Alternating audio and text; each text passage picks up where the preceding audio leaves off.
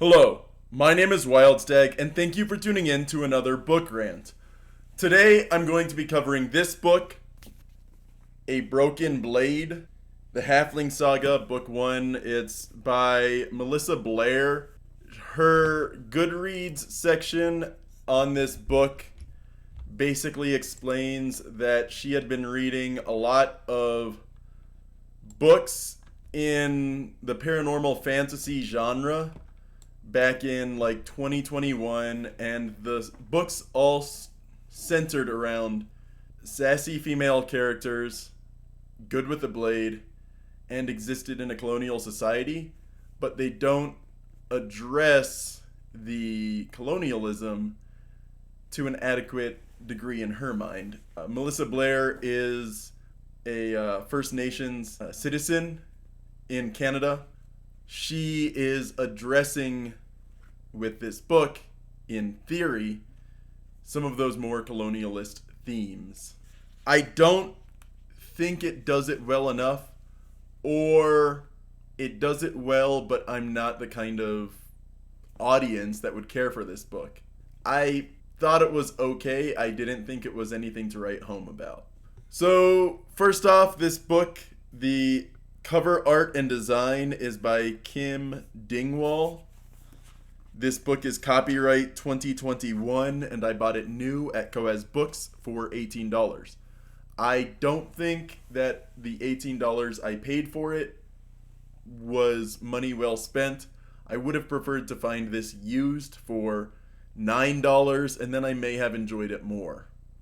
It's a book that I would pay less than $10 for, not almost 20, basically, is the way I'm putting it. Now, I will say that the book does a pretty good job of hooking the reader right off the bat.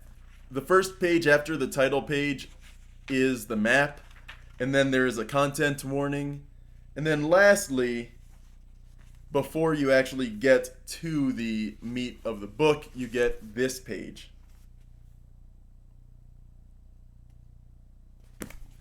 The Halfling Decree. Henceforth the king shall only recognize two species as citizens of the crown, mortals and dark fae, as long as they reside in the Treaty of the Feyland.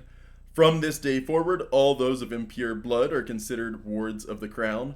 All halflings, those of mortal and elvish lineage, carry the same abomination as their impure ancestors. King Aemon has tirelessly fought to banish any surviving elves from his kingdom. Now that his mission is complete, he holds him responsible for their unnatural offspring.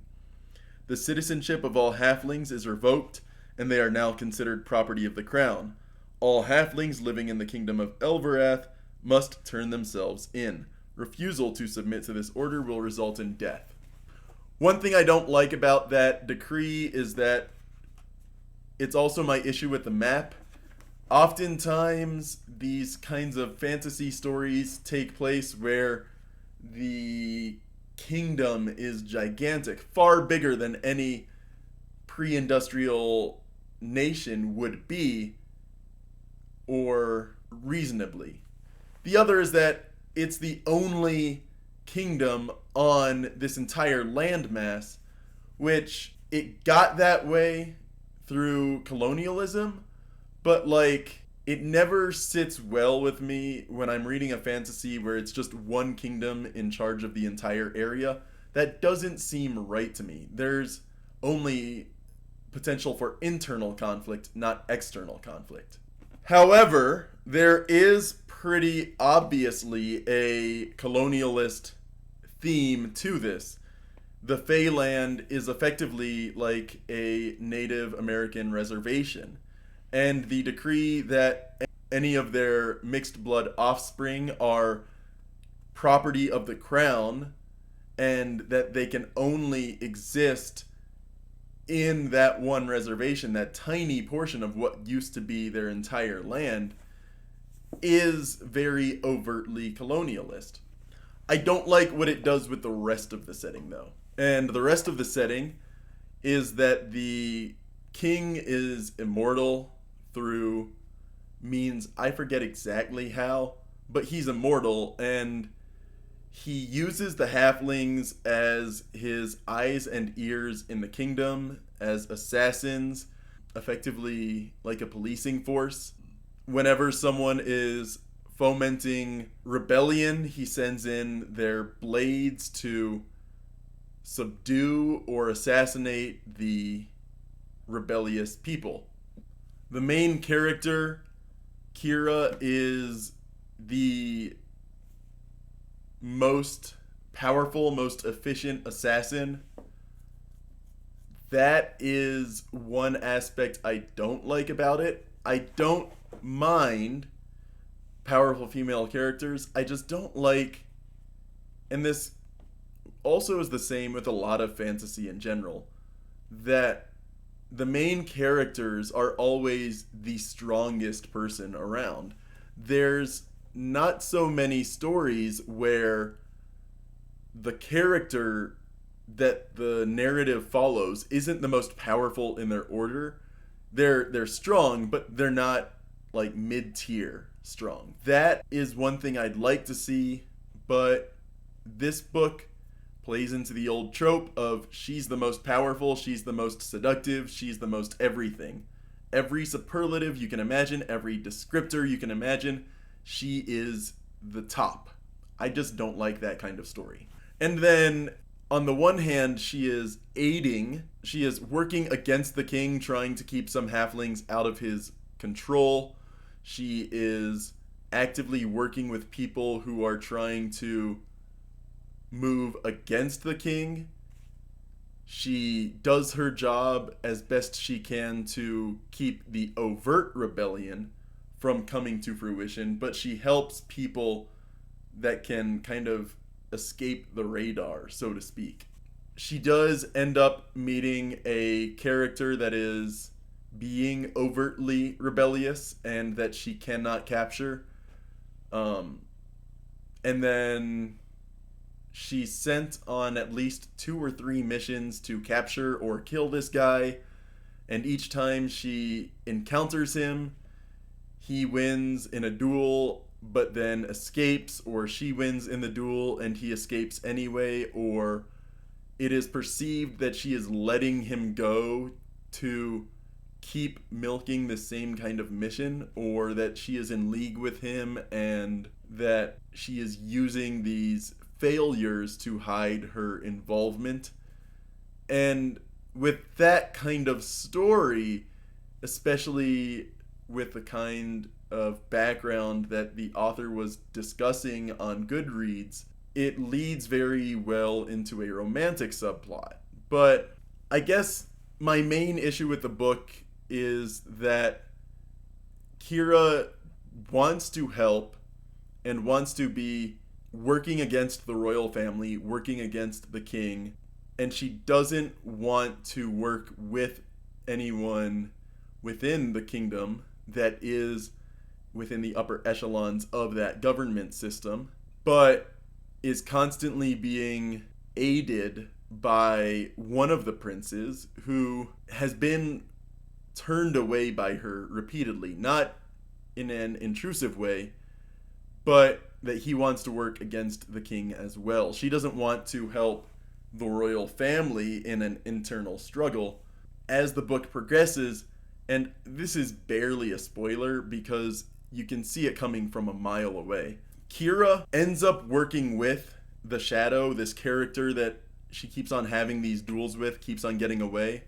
She ends up interacting with him and helping him, and then it turns out that despite this romantic entanglement that she's kind of developing with him, he is also working for the same prince that she has been refusing any assistance from or to help him because she doesn't want to be involved with an internal royal family internal struggle. She wants to help people from the outside of that system. And that, I just don't like that kind of thing where it's like, oh, well, you rejected me, but I'm going to do a extended workaround just to keep you under me. Like, it's too political. I will say some of this, the colonialist themes play heavily into the story where it involves hiding people that are of mixed species, that they are considered property of the crown, that they are then used by the crown to keep the indigenous people of this land from resettling their lands. There is a lot of that theme, at least in this first book, but I don't think it outweighs the issues that I have with this book, which is, like I said, the female character is too powerful, too strong, too everything, and that the only character she sees that happens to be better than her is also this guy that she ends up having feelings for, that is able to convince her to help him, and that there is that romantic aspect to it.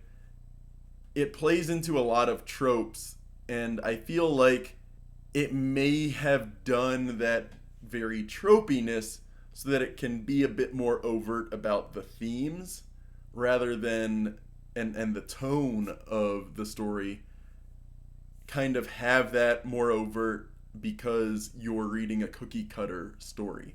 Like I said, I paid $18 for this and I don't think it was worth it. If I'm going to read all the same tropes, I'd rather reread a book I've already read and then just read a nonfiction account of these colonial issues. And that's me personally speaking. I read a lot of fantasy and sci-fi, but just last week I discussed a book about transnational Mexican citizens trying to settle in the United States.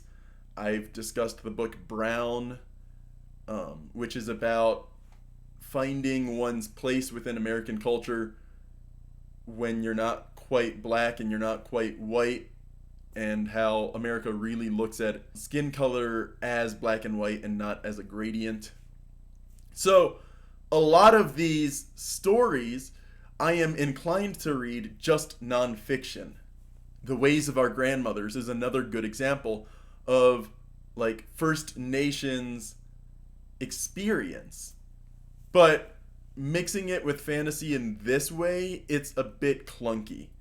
If it were more front and center, was explicitly the point of the book, I would agree with it, but instead it uses a lot of these fantasy tropes about how strong the female character is, how strong her male adversary is, and how he seems to be the only person more powerful than her that she's met in her lifetime, that there's this romantic entanglement, that there's this political struggle, and of course it's happening from within the royal family, and it pretends to make that a reveal when in reality it's something, if you know these tropes, as soon as the character is introduced, you can tell, okay, he's orchestrating this, that, or the other, and she's going to end up working for him even if she doesn't want to. It felt a bit too tropey for me, and I couldn't really enjoy it as much as I'd want to because of that. Other than that, if you don't mind a tropey romp of a book, this is a good one. If you want a bit of those tropes with some sprinkling of colonialism, a dash of alcoholism, then this book is good for you. It's not good for me, though. Anyway, my name is Wildstag, and thank you for tuning in to another book rant.